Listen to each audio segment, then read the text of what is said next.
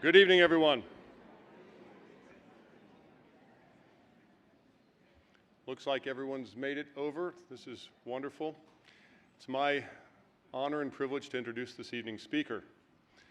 Victor Davis Hanson is a farmer.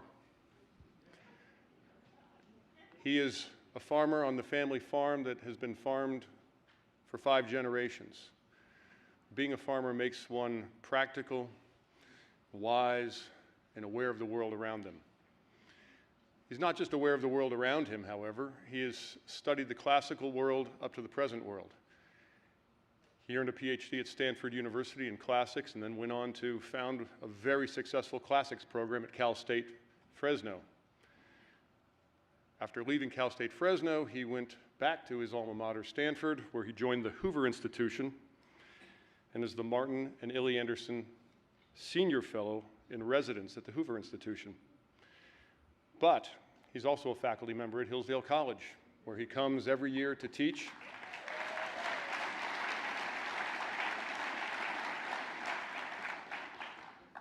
He's been coming here since roughly 1998. He is the Wayne and Marcia Buskey Distinguished Fellow in History here at Hillsdale. He's an award-winning scholar. He has been awarded the National Humanities Medal, the Bradley Prize, the Edmund Burke Award, the William Buckley Prize, the Claremont Institute's Statesmanship Award, and others. He has been an advisor to statesmen. He has been a teacher of young people. He's a generous and kind person. And he's here to talk to us tonight about a pressing issue, The Dying Citizen, which is the title of his new book. This new book, released by Basic Books, will be published on October 5th. You can already pre-order it on Amazon. Happily for some and not so for others, we were able to secure 200 pre-publication copies that Dr. Hanson has signed, and they will be available for purchase after this evening's event out in the lobby.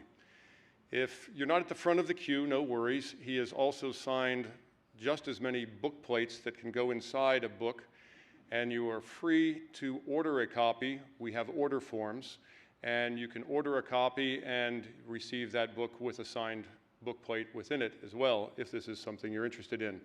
This will take place out those doors after Dr. Hanson's lecture. When he finishes his speech, however, there will be some time for Q&A, and I would ask that if you have a question, you please wait until the microphone reaches you. It's important for 2 reasons. You want Dr. Hanson to be able to hear the question, but you also want the folks who are still over in the Serial Center to be able to hear your question as well. So those are our marching orders for this evening, but rather than hearing me give marching orders, I'd rather hear you speak to a wonderful man and great teacher, Victor Hanson. Please join me in welcoming him.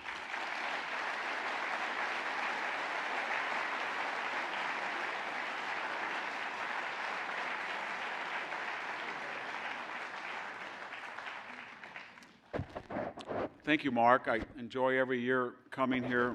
My wife says, she doesn't call it Hillsdale. She said, you're on your way to see Mark Kalkoff and Tom Connor and Al Phillip. 3 of us have been hanging around for 18 years, so I feel like it's home. I speak at a lot of universities, and they're usually hostile places, so this is a very nice introduction. I was usually introduced, until recently, the guy would growl, and he'd say, oh, here he is, a raisin farmer from Selma, California, and he teaches where Jerry Tarkanian is coach at Cal State Fresno. That was about it. So this is nice. I'd like to talk about our contemporary crises in the context of history and culture and citizenship. And if you try to make sense of the nonsense that we're seeing every day, it's very difficult. Just think of the images on our television screens we've seen. We saw these poor refugees flying in, 100,000 of them. And I was watching the screen. I had great empathy, but I realized that we had not screened them, and that the soldiers who were entrusted with their lives, I think maybe wisely or unwisely, were asked, or not, I should say mandated, to get a vaccination. They're citizens, but the refugees who were arriving were not. How could such a thing be true? And after risking all of their lives, the commander in charge of the relocation said, I want to reassure the American people that we have the proper gender ratios in the plane and we have culturally sensitive food. I said, the United States just suffered the most humiliating defeat since Saigon 1975. What's going on? 2 million people are crossing the border in this fiscal year. The first act is to illegally cross a non-existent border. The second act is to illegally reside in a country that they don't have legal permission to do so. And the third is to find identification that's not legitimate to legitimize what was illegitimate. And yet nobody raises a word. And I was looking at wage gains of the middle class. A person was on television and said, we've had enormous 3.5% wage gains, but I thought, wait a minute, the annual price consumer index is rising at 6%. So what is all this, what's going on in the United States? We say it's wokeness, it's chaos, it's COVID, it's a lockdown, it's a recession, it was Trump, it's Biden. I think it's a destruction in the idea of a citizen, us, people that had a very exceptional. I want to say very quickly, that is a very rare idea. We assume that since the dawn of civilization 7,000 years ago in the Near East, everybody was a citizen. They weren't. They were subjects, they were servants, they were slaves, they were serfs. It was only in Greece 2,500 years ago, very late, was there an idea that a polites, politics, and later in Rome, 500 years later, a kiwis, civilization, emerged. And this was a unique idea that the people, the residents, had legal status, started out, believe it or not, the right to pass on property to your heirs without interference from the government. That seems so crass, but that's what started citizenship. The right then to determine when you and when you would not fight and who would fight and your national cause, whether you would have a border or not have a border, and then the idea of freedom of speech and expression came later. But it was a very rare idea. It's rare today. Of the 190 nations in the world, less than half of them are what we would call constitutional, with true citizens. So we have to remember that this idea of a multiracial, multi-ethnic democracy, it's never been tried before. India's trying it, and Brazil, and those are the only two large countries that can try it, and they don't do very well. So the idea that we're going to have to be perfect to be good, when all we have to do is be far better than the alternative, this is a new idea, this demand on perfection on a very rare incident in the history of civilization. So what's happening to citizens? I think it's being assaulted, it being citizenship, organically, insidiously, from what I call the pre-modern level. And the first, of course, is you cannot have a citizen unless you have a middle class. That goes back to Aristotle, and it's a theme throughout Western thinking to Alexis de Tocqueville. And why did they say that? Because they felt that the rich had inordinate power to influence government officials in quid pro quo fashion, and the poor would always be dependent either on the rich or on the government for subsidies. But only the independent, first it was the independent landowner. We changed that idea in evolutionary, the middle class homeowner, the small business person. But they were economically and politically autonomous, and they took on the responsibility, time-consuming, to participate in constitutional government. And what's happened? Until 2017, we'd have 13 years of economic stagnation. We have right now 45% of Americans die with less than $10,000 in net worth. And most people, 50% die with money on their credit card that hasn't been paid back. I think the most frightening is we have $1.7 trillion in aggregate debt right now, student debt, in some kind of nefarious bargain between the federal government and these huge universities that raise the cost of tuition and the women board faster than the rate of inflation because there's no moral hazard. The federal government comes in and subsidizes that loan, and they don't give a damn about what happens to the student when they graduate, whether they're prepared to get a job or whether they can service that debt. 20% of the debts are not going to be paid back. About 30% are inactive. and it has repercussions on the middle class. The age when people marry has gone from 23 to 30. The age of a first child is 25 to 32. And the age when people buy their first home, it's now, we had made enormous strides at the turn of the millennium. We got up to 64% home ownership. We're going backward now. And you can see this housing boom in California. Nobody can buy a home that's middle class.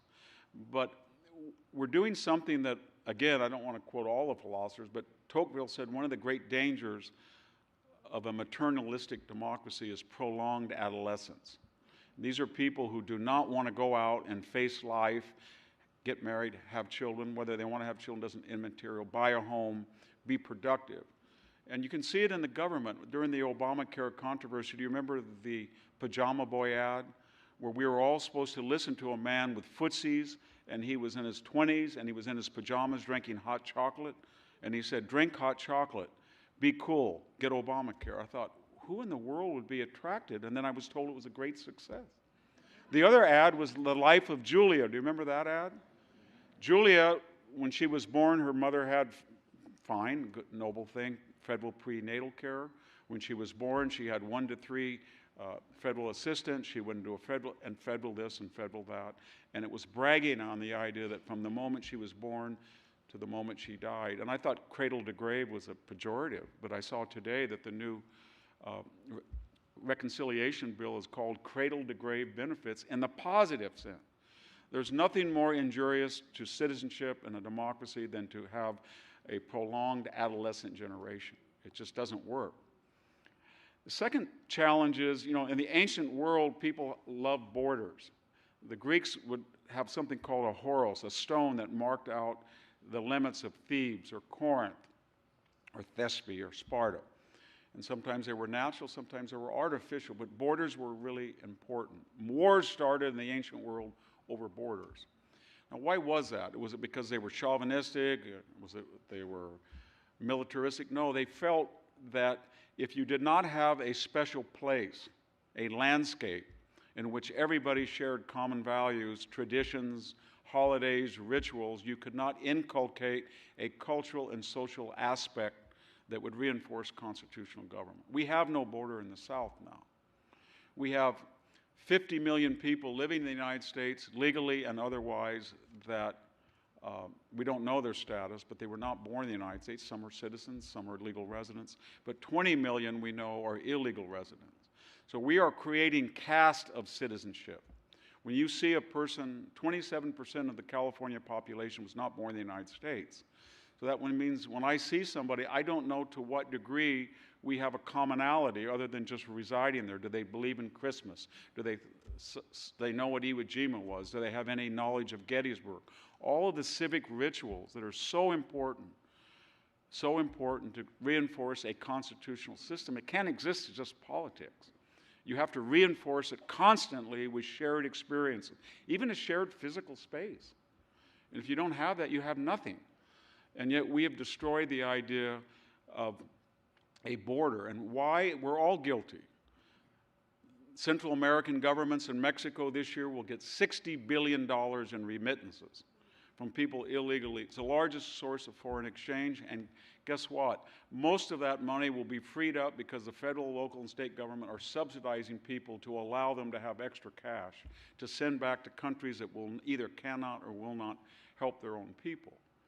It used to be common knowledge in Mexico, it still is, it's a safety valve. Rather than marching on Mexico City, you'll go to the United States. So it really is deleterious to the Mexican people because a system that is inherently racist and unfair, the dissident doesn't agitate, they come here. It's almost like the reverse of Frederick Jackson Turner's theory of the frontier, only we're the frontier.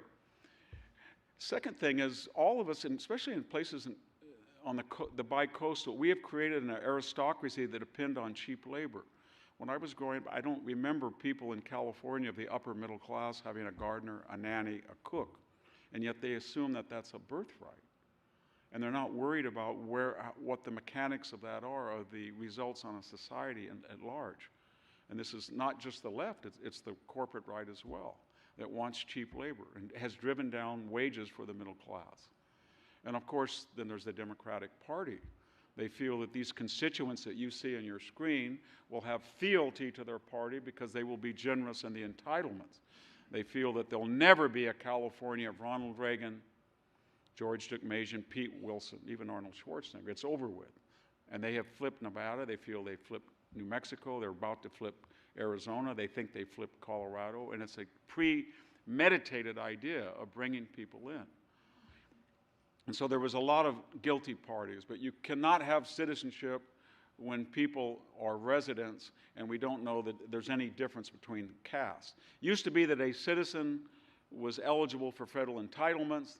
They were allowed, and only they were allowed, to go in and out of the country because they had something after 1941 called a passport, and they were responsible for military service, and they alone could hold office or vote. I don't know how many of those still apply. I don't think any of them do. We have people, I think it's a noble thing, that are in the military that are not only not citizens but here illegally. We have people going back and across the border that don't need to have a citizen's passport. If I come in or you come in from Europe and you don't have a passport, you're not going to get into the United States. You can come across the border and get in the United States without a passport. In California, in the local election board in the Bay Area, you don't have to be a citizen to vote. All I can see the difference now is that a citizen still can hold office and somebody who's illegally here or a mere resident that's not a citizen cannot. I think that's just about ready to go as well. There's a third thing that we were warned about antiquity, and that's the danger of tribalism.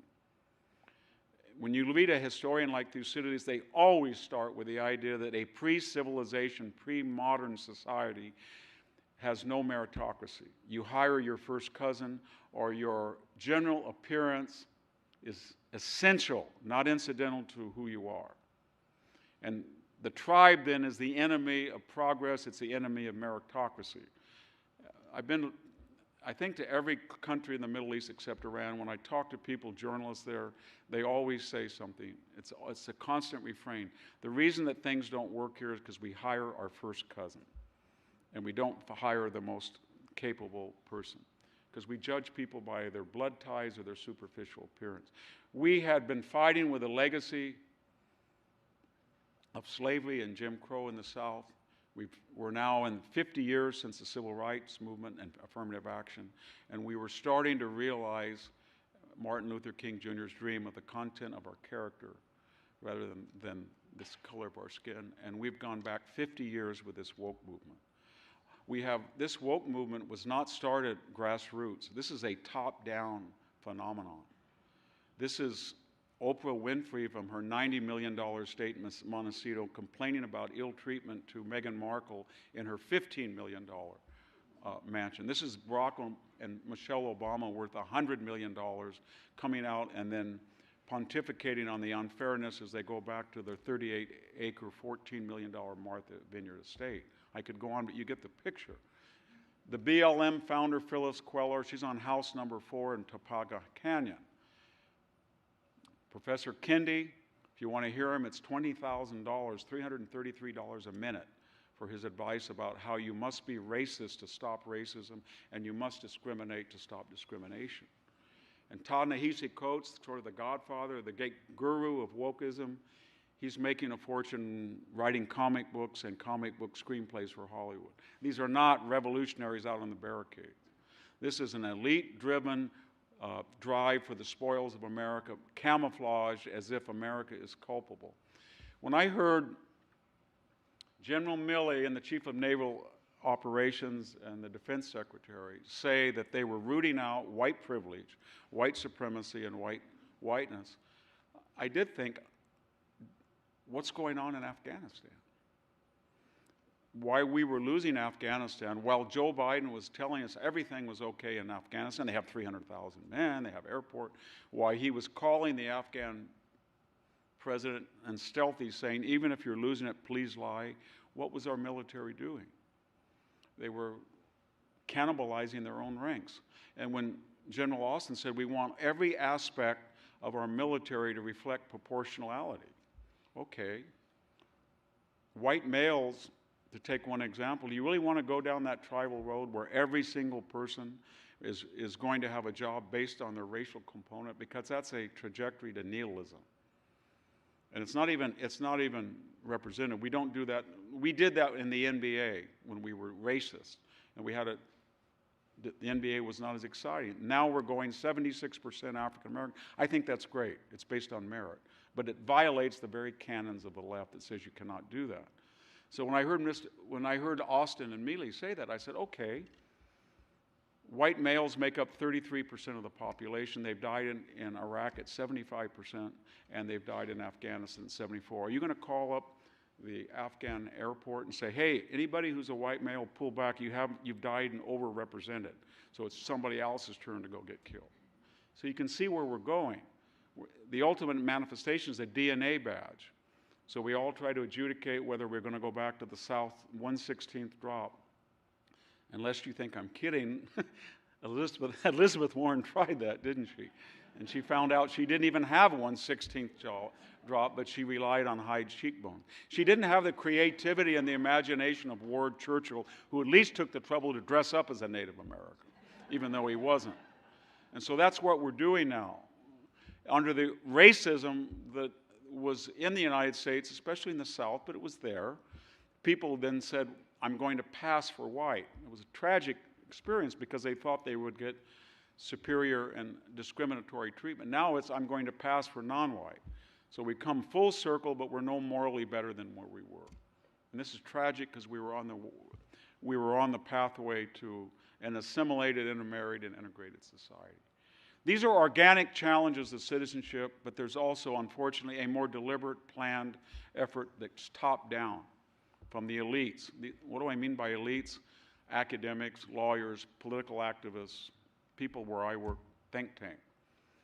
And they also are eroding the idea of a citizen. One of the things that's really scary, I think you all agree, is what we now know as the administrative state, the deep state. These are people who are unelected, but they're deep in a bureaucracy.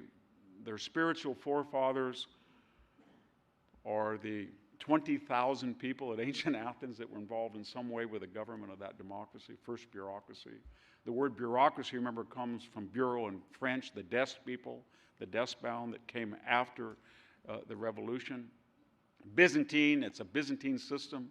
The huge government class of 30 to 40,000 at Constantinople under Justinian. The Escorial, the Spanish Empire's class. People who really ran the French Empire and the old regime in France were not the Louis of various numbers. They were the bureaucrats at Versailles. Kings came and went, and they stayed the same. That's what we have.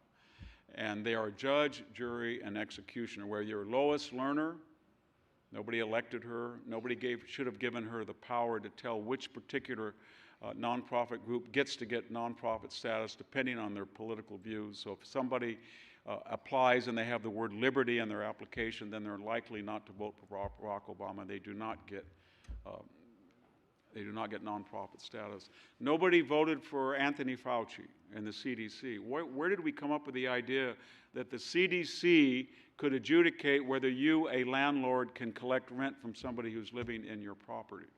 And yet that's what we're living under as I speak. Perhaps the locus classicis was the Mueller investigation. $40 million, 22 months, the dream team, the all-stars, the killer squad, we were told, of these Ivy League lawyers. And what did we end up with? We ended up with two public servants, both unelected, Robert Mueller going before Congress under oath when it was all said and done, and they asked him two questions. The font of this entire farce was Christopher Steele's dossier. You remember that? He admitted in British court that he had no sources, made it up. And the second font was Glenn Simpson and the Fusion GPS that paid Steele and then passed it off through the government. And Mueller was asked directly, would you comment on the Christopher Steele dossier and Fusion GPS? You remember what he said? I have no knowledge of either one. What are they? What are they? You just spent $40 million using their evidence to go after people in a political campaign to destroy their civil liberties. The second thing that kind of epitomizes it was James Comey, unelected FBI leader, supposedly sterling character. He got under oath in the Congress, House of Representatives. He was asked questions about the investigation, his leaking of memos, his role with a forged affidavit. He said 245 times under oath, "I don't know," or "I don't remember." Try that with the IRS and see what happens. And so I could go on, but we are creating unaccountable bureaucrats and functionaries that have combined the judicial, the executive, and the legislative branch into one person, and they have enormous resources. Out in California, if you're a farmer and you have a low spot in your land and a federal EPA official decides that he doesn't like you or he thinks that could have a high nitrogen, he can declare that an inland waterway and reinterpret the EPA Act and fine you until you come out without your permission and test your water. Why? I can't think of a reason other than he can. He can, and that's why he does it. There's a second group of people on the elite that want to denigrate or destroy or do away with citizenship. I'd call them the evolutionaries. These are not just the permanent. These are people who feel that human nature is malleable, it changes, it's not fixed. And with greater resources, nutrition, therapy, education, you can make a new human. And if you have a new human, you don't need an old constitution. This was written by a bunch of old white men who were, some of them were slave owners, they were in a different era, they weren't educated, they didn't have iPads and iPhones, they weren't sophisticated and they wouldn't know how to use Google if you brought them back here. So we just need to junk that. And if it's not just the Constitution, it's 150, 180 years of tradition. So no sooner did this progressive movement take power and they realized we do not have public support. We came in through the COVID crisis and a lot of things that happened in that terrible year 2020. So we've got to change the system. Now, we've talked about changing the demography, but they said, first thing, we've got to get rid of a 233-year-old electoral college without any discussion of what it was for. If you read the Constitution, the Federalist Papers, it was to disperse political power so that people would go to rural areas because the founders had a great distrust of what people are capable living en masse in crowded conditions, and they're prone to rumor and spites of madness and frenzies, and somebody who was a cattle rancher or a farmer might be a check on them. Or they thought if there was going to be fraud, you couldn't accomplish it with a single national election that would be broken up in the states and they might check. They give various reasons. They wanted immediately to get rid of a 150-year tradition of a 9-person court. Would they have done that if Donald Trump had not appointed 3 judges? No. They want to pack the court. Pack the court, when we were, all of us in college, was a dirty word that referred to Franklin Roosevelt's 1937 scheme that was roundly denounced by his own party. Nobody mentioned it. There is a website, Pack the Court, and it's a term of approbation, celebration. There are a lot of arguments for a 180-year filibuster. The only argument I can see that's being adduced to end it now is we're out of power, we want to ram, we're in power, we want to ram this through, and we don't really care because nobody would be crazy enough to give us power again, so we only have 2 more years. That is changing the system. We've had for almost 70 years, 50 states. It's not in the Constitution, but it's a tradition, it's a custom. Why all of a sudden would we want to put Puerto Rico and D.C., that's a federated provincial idea, it's the idea that it wouldn't be partisan where the capital is. Why would we want to make those states other than to give them 2 representatives and 4 senators and then be able to push through legislation in the near term? It is in the Constitution that the primary responsibility of voting is the responsibility, even in national election, of the states. And you know, in Michigan, we vote different than you do in California, different hours, but the idea is that unless it's egregious, or unless the federal government feels it's something of national concern, like women's suffrage or the 18-year-old vote, the federal government keeps out. Not now. The first effort is to nationalize voting. And why would that be? Because for the first time in history, 62% of the electorate voted not on election day. And the error rate for an absentee ballot and an early ballot traditionally had been 4 to 5%. Mysteriously, it went down to 0.4, even as more ballots were cast.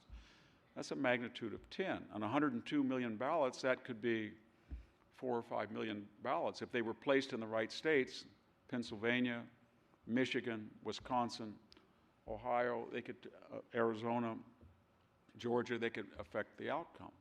Indeed, Mark Zuckerberg believed that because he put $500 million to enhance local precinct workers in these states.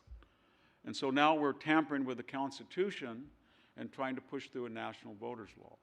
So this is a very dangerous idea that you're going to evolve the government in our year of wisdom. Suddenly in 2021, we discovered that we were geniuses and the prior generations were idiots, and we're going to change the system because it didn't work for us. And now we have a brief glimpse of power. I want to finish with a final challenge, and that is something that's also very old. The Greeks called it cosmopolitanism. That meant I'm a polites, a citizen of the cosmos, and I'm not a citizen of Athens or Sparta, meaning we're global citizens. Globalism did some good, actually. I mean, it's a good thing that people in the Amazon basin have penicillin. It's a good thing you can get eyeglasses in Mongolia. It's really a euphemism, isn't it, for westernization in the economic sense, consumerism. But the idea that globalization should be extended to the political harmony of the entire planet really does mean that a very rare and exceptional society that nobody's ever seen before and will never see again, the United States is going to surrender its sovereignty. Globalization enriched Boston to Miami and people who had professions that looked toward the EU, law, academics, media. I know that suddenly I was writing columns for 330 million potential readers, and it became 6 billion because of globalization. Law firms, entertainment, Hollywood, and in California, West Coast, from Seattle all the way to San Diego. But those professions didn't necessarily represent all of us. People with muscular labor in states like this or Central Valley of California, anything that could be Xeroxed and done more cheaply, assembly, manufacturing, small farming, was done. And so when we confuse cause and effect, and rather than saying the jobs left, we said the people got on meth, or they were worthless, or they're uneducated, and they drove the jobs out. We even created an entire vocabulary of disparagement for them. Do these words seem familiar on national scene and candidates? Clingers, deplorables, irredeemables, dregs, chumps. That's what Barack Obama and Hillary Clinton and Joe Biden introduced to the political vocabulary. So we really, in a very strange way that was very un-American, we just divided the country and said, these guys, or as the CNN reporter said of a rally, these are the people who have less teeth than I do in aggregate. Or as Peter Strzok said to Lisa Page, have you gone to the smelly Walmart lately? So we disparaged a whole group of people, and we called them losers in globalization. And then we exaggerated the brilliance of the people who had skills that profited from globalization. And out of that is developing this idea that we're really not Americans, we're citizens of the world. I'm not exaggerating. Secretary of State Blinken, you remember what he just said, where he was calling in the UN Commission on Human Rights to investigate the degree of racism within the United States. These are people like Iran and North Korea. I mean, they're going to come in and tell us that we're flawed. The International Criminal Court wants to look whether and they did the last 5 years of our presence in Afghanistan, whether we were committing particular crimes or not, as if the U.S. military has lower standards than countries like China or, again, Iran or countries in Latin America or Asia. And so, de facto, when you surrender sovereignty to a Fabian socialist in 1900, a League of Nations advocate, 1920, somebody in the UN today, you are surrendering your freedom to something that is, let's face it, it's an inferior political concept. It's only as strong as its weakest link, and the links are pretty weak. And yet, this is what we're doing. There's something going on right now called the Great Reset. Mr. Klaus Schwab, remember him? He was the author and architect of Davos. The idea is if you get Bill Gates and Mark Zuckerberg and a lot of professors and Silicon Valley, Wall Street, and you bring them all to Davos, and they can plan out what the world should be like. And if you read his Great Reset, he wants particular governments to surrender sovereignty to an international body. The first thing he wants to do is make sure that no one country gives tax incentives to a corporation like Ireland does, so that corporations have nowhere to go except to their body of high-tax countries, redistributionists. He wants corporate boards to reflect diversity, and their membership should be appointed on the color of their skin rather than their ability to bring a profit to their shareholders. He wants to make sure that we phase out fossil fuels on a schedule that would be turned by an international body. And he has enormous support within the United States. One thing we should remember is the Democratic Party is no longer the party of the middle class. If you look at the top 20 zip codes in the United States, 17 by income, 17 voted Democratic of the 20. If you look at congressional districts by wealth, the top 20 all voted Democratic. The Republican Party has evolved into an upper and middle class party. The Democratic Party is the very, very hyper-rich and the subsidized poor. And we should remember that, because a lot of what we've been talking about are the efforts of very wealthy people in Wall Street, Silicon Valley, professional sports, Hollywood, the corporate boardroom, the military, to virtue signal their superiority because they feel guilty that they either don't feel comfortable with the poor or they don't want them around. And it's a very insidious process, this wokeness and this wealth. I don't mean wealth is good, but the idea that people have so much of it, they're exempt from the ramifications of their own ideology. You want teachers' union for others, you want prep schools for yourself. You want everybody to have solar panels, but you have a private jet. That type of attitude. And that is what globalization has become. Let me just finish and say, let's not end on a sad note. What can we, the citizens, do? And I think there's a lot of things we can do. The first thing is we can vote. I think there's going to be the greatest reset, if I could use Klaus Schwab's word, in the next midterm elections we've ever seen. People are very angry. And it's not a white thing or a conservative thing. I live in a city of 90% are Mexican-American, middle class. And believe me, they're very angry. And I think you're going to see a big, everybody has to vote. The second thing is, I think people have to, according to their station, everybody has a different degree of autonomy and freedom and protection and family responsibilities, but they just have to say no. When they're called a racist, you can say, you can call me whatever you want, it has zero effect on me. If you're going to cancel somebody out, you can say, I could care less. Do your best. Do your worst. I'll do my best. But we have to all come out of the shadows and with one voice say that this wokeness has an antecedent. We know what wokeness is. We saw it with the Jacobins in the French Revolution. We saw it with the Bolsheviks that hijacked the Russian Revolution. We saw it with Mao's Cultural Revolution that killed 70 million people. We know where you're going, and we're not going to take this country. We have nothing to apologize to the people who fought at Okinawa. We have nothing to apologize to the people who died at Gettysburg or the 600,000 that died to end slavery. This is a noble tradition. You're not going to hijack it. We also have to get confidence that although we have lost,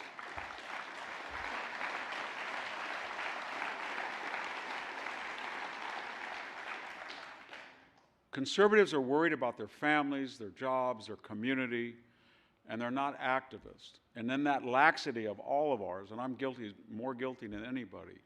The corporate boardroom was hijacked, the Pentagon was hijacked, Wall Street was hijacked, Silicon Valley, as I said, sports, entertainment, Hollywood. And they have enormous influence. If you go into Google, that search can be adjudicated by a result that reflects a political affinity. Donald Trump cannot tweet on Twitter, the Taliban can. So they have enormous policy, but they don't have the people. All the polls show that every one of these issues I talked about, the American people do not support it.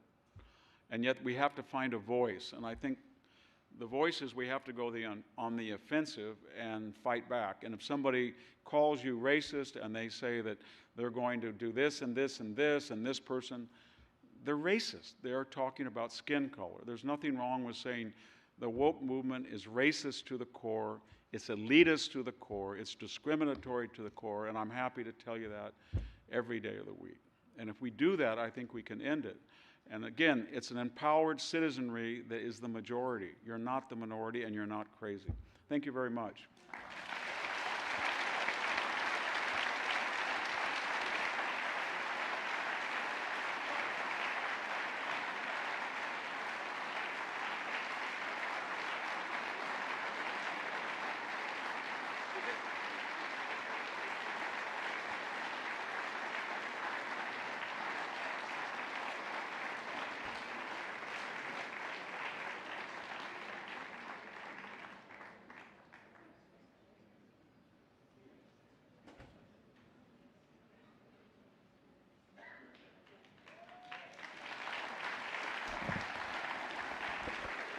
So we have time for 10, 15 minutes for some Q&A. As I suggested, we've got mics over. Please make yourself known to the person holding the microphone and wait for it, and Dr. Hanson will be happy to address your question. I'm sorry I walked off. I have such a big mouth. I thought I went over my time allotments. I may have, and Mark is polite. Just a quick question. What do you think of the movement to remove all the statues, the Civil War statues, and now they're removing Columbus and... Well, we have a word for that, and it's called, the Greeks, again, it's called iconoclasm. It's what the Taliban does.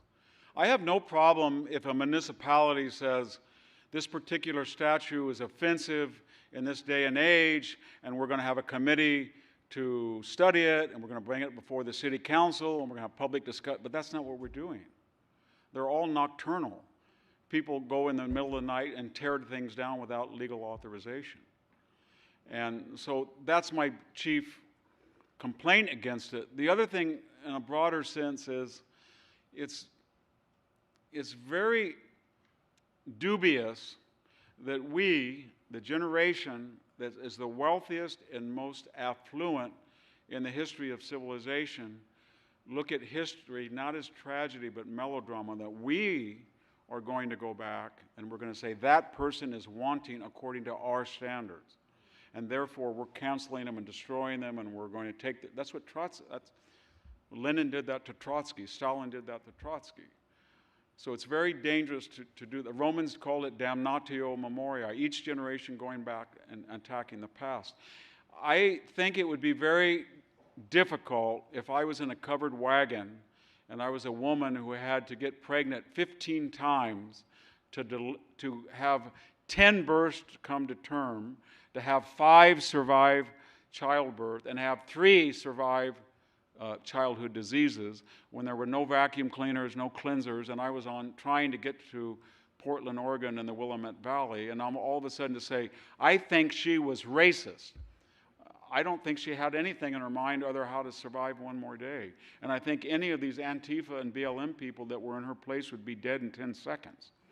So I have a great reverence for the past. And finally, remember, people never think things are going to boomerang. We don't know what people 50 years are going to say of us, but they may well say, wow, what a primitive culture in 2020 reverted to pre-civilizational racial tribalism and then aborts 1 million people a year that they knew they had the technology to save if they were premature. They may say that of us, and they would be, I can see why they would. We have a question to the speaker's left. Yes, Dr. Hanson, could you address the idea and practice of birthright citizenship, either pre or post 14th Amendment, and whether it has anything to do with the dying citizen today?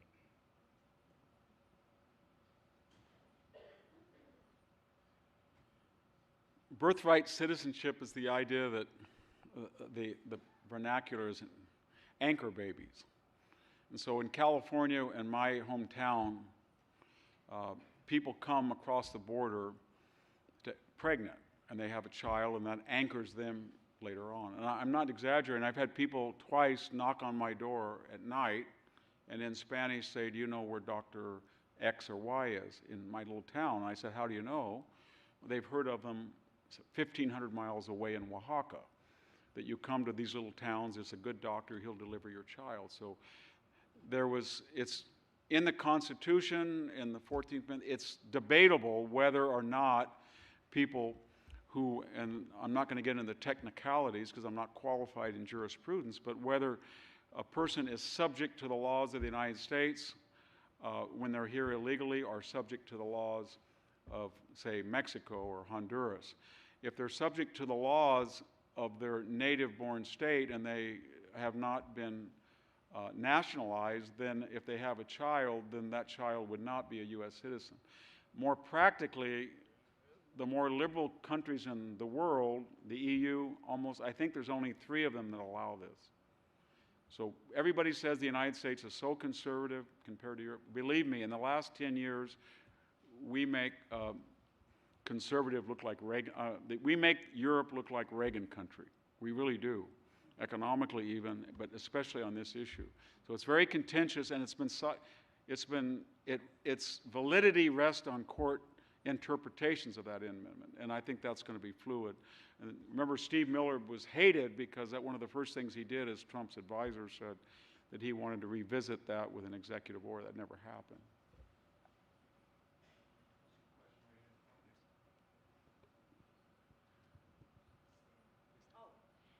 Have you watched football lately? Yes. And do you have a comment about the crowds of students and others that are totally unmasked?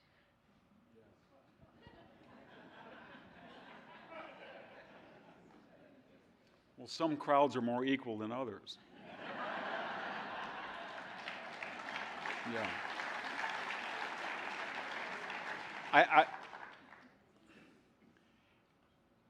I've been chastised at where I work for being, quote, out of my lane by commenting on medical issues because I'm not qualified, although I'm a very close friend and one of my best colleagues at the WHO is Scott Atlas. And I do think that there's an argument that the Swedish model that was to keep the economy and to hoard your resources or to direct them toward vulnerable people rather than trying to cover everybody with masks and lockdowns might, in the end, be more advantageous. I got vaccinated as soon as I was eligible, so that's an issue. But what your point is, I think, is well taken. I didn't understand that we were told, follow the science, and then in June of 2020, we had 5,000 people in a BLM rally with no mask, as well as an LA Laker victory rally. And then we were told by the scientists, remember 1,100 medical providers signed a petition that said it would be more injurious to the mental health of the protesters to forbid them from breaking the law by massing in street demonstration. At that point, I said there is no law. It's total chaos, and people make it up as they go.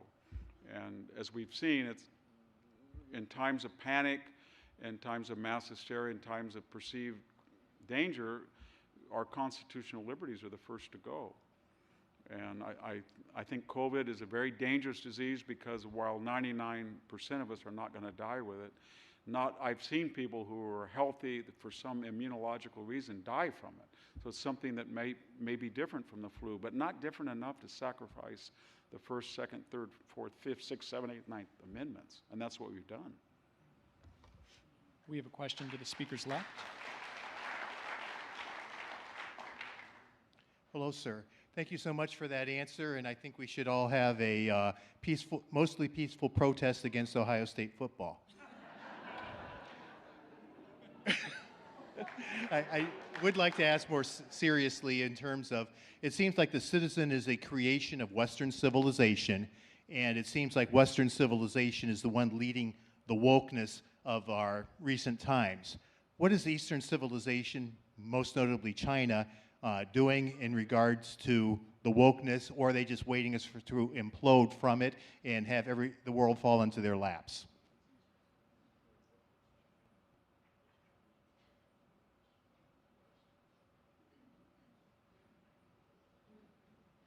Did everybody hear that?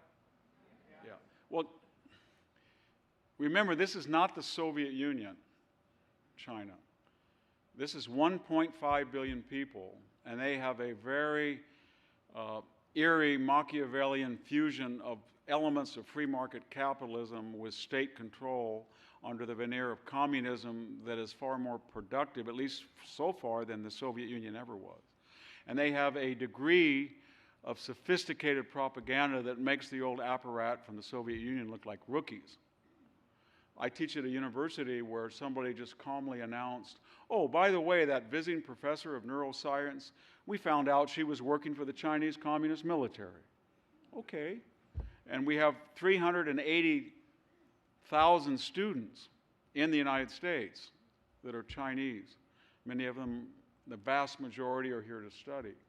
But if it was only 1%, that's more people working for the Chinese Communist Party as their students. And remember, a high proportion of the students here are connected with provincial government and high-ranking government officials in China. That's one of the ironies about it. So they understand the United States better than anybody does, better than we do. So when this woke thing started, I said to my wife, once we found out that it came from Wuhan, and once the Chinese government, as soon as the Chinese government said it was a bat or a pangolin, it had nothing to do with the stage 4 biology lab that had a hand with the military, I thought, that's it.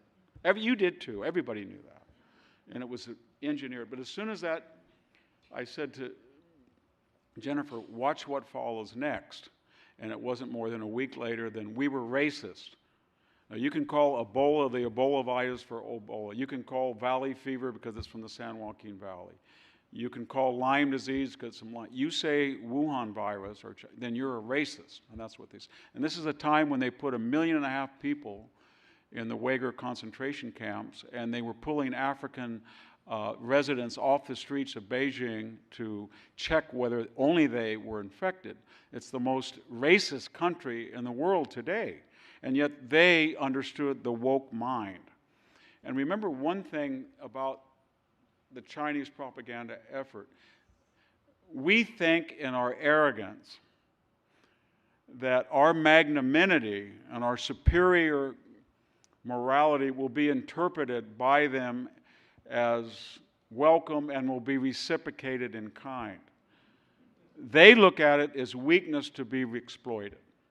And they think, if I had all that power, and I had an economy 40% bigger than us, and they do it with 330 million, not 1.5, and one American worker, even in this midnight hour of America, still produces far more goods and services than his 4 counterparts in China. If I had an $800 billion budget, if I had 7,000 nukes, if I had 18 of the top 20 research institutions in the world, if I had all that gas and oil, I would be doing things that would make what we're doing now, the Silk Road, the Belt Road, look like nothing. We would actually have our world hegemony. So they look at our constitutional system and our sense of restraint as weakness. It doesn't mean we shouldn't do this, but we shouldn't take them seriously. When China says that we're racist, we should say, thank you. Coming from a racist country, that means you're racist. But we don't do that because it's part of the woke movement. China has said, they're the big propagandists behind this myth that there's a bunch of white nuts from Dayton, Ohio, that are driving all the way to the Bronx and Manhattan and Oakland and beating up Asian Americans. We know that whether it's fair or not, we know that about 75% of the recorded attacks on Asian Americans are coming from African American youth between 15 and 50. Yet China would have us believe that this racist country that uses the word China virus is now attacking its own citizens, and they've got half the country believing it. They know more about propaganda and how the Americans are so sensitive to the charge of being racist or discriminatory than we do ourselves. So I think we should be very careful that we have never had a rival like China that is so sophisticated, not just in its advantages in population, economy, military. We could go through, talk all night about that, but so sophisticated in its understanding of 21st century American pathologies and how to exploit them, and do it in a way that the American left celebrates. It's a very dangerous time. Thank you. One more. Yeah.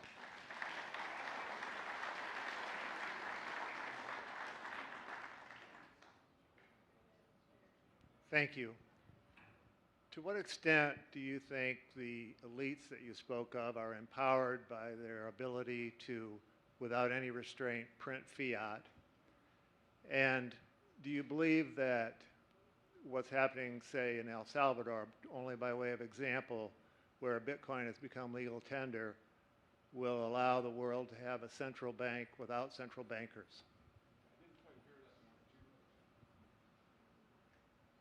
I had a head cold and stuff. I was concerned about the elites being able to print fiat money, Bitcoin being the currency question.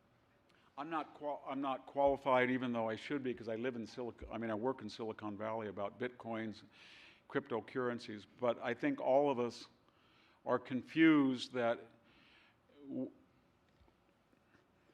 George Bush, over 8 years, almost doubled the national debt. Barack Obama, in 8 years, doubled the national debt. Donald Trump was on a trajectory in 8 years to double them. But we have not seen anything like what Joe Biden is doing. We were coming out of a recession. We were having pent-up demand of a year and a half. There was a natural exuberance that people wanted to go out and travel, they wanted to eat. So we had a natural stimulation. What we did not want to do was two things: discourage productivity and pay more money for people to stay home than to be active, and exhaust our stimulatory powers by printing more money, and then jaw-boning producers by threatening them with capital gains, estate taxes, income tax hikes on the rise, more regulation. So he did everything opposite, and he's printing this money. He wants $3.5 trillion to be printed at a quantitative easing, whatever the proper term, at a time we're almost at $30 trillion. So when you look at economic theorists and people in the universities on the left, they're not saying anymore, as they used to say, well, the Republicans did it too, or this is temporary, or we're going to tax you and pay you back. They're starting to say there is really no such thing as debt, and money is a construct, and printing it is okay, and they don't believe in classical economics of debt and obligation and contractual obligation. So that's what's scary, that this radical spending, or even the suspension of rent to a landlord, or the idea that you pay somebody to stay home, we're in a revolutionary period of economics where we have people, and these are not people from Selma, California, where I live. These are people at Stanford and Harvard and Yale and the Federal Reserve. They really do believe that they have discovered a new horizon, a new frontier in economics that will allow them to just create this artificial debt, and there's no historical support for it. And whether it's a Marxist idea that it destroys the capital of people who have money by printing more money than population gains or productivity, I don't know. But for the first time in my life, I'm reading from quote-unquote reputable economics professors that we don't have to pay it back. Or Barack Obama, I'll finish with this, said when he was asked about the reconciliation stimulatory package and then the infrastructure, he said, I really don't think this is the time that we really have to worry about paying the money back. Think of that. President of the United States. I don't want to end on a sad note, but I guess I did. Thank you.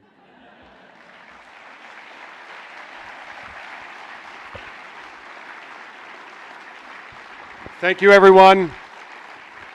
We're under strict orders to end by 9 o'clock, and so the speaking portion is over, but there is hospitality outside and the books available as well. Thank you for being here.